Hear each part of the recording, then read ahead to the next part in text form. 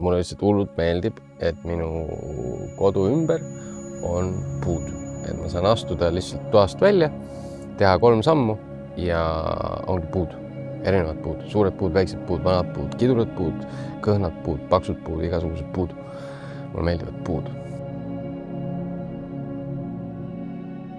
Mets selles mõttes tore koht, et siia saab lihtsalt tulla.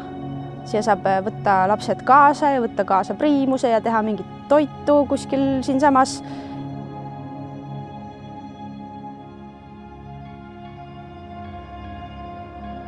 Minu tunne on jah, et iga metsa majandama ei pea, seetõttu mina hoian ta täpselt sellisena, nagu ta on.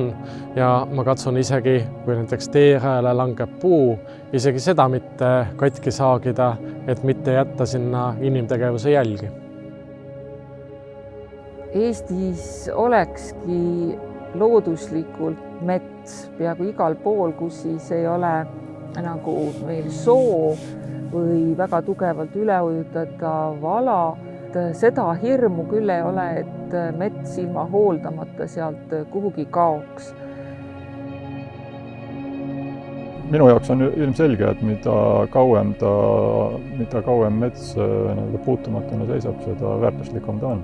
Siis ma arvan, et see valmis ta saab ehk umbes 400 aasta pärast.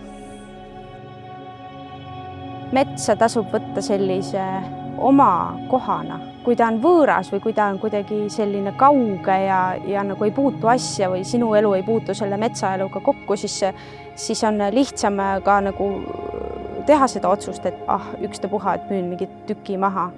Mina olen täiesti kindel, et oma metsa ei tohi mitte kunagi maha müüa. Oma mets on tegelikult pärand, on kultuur, on maastik, on identiteet.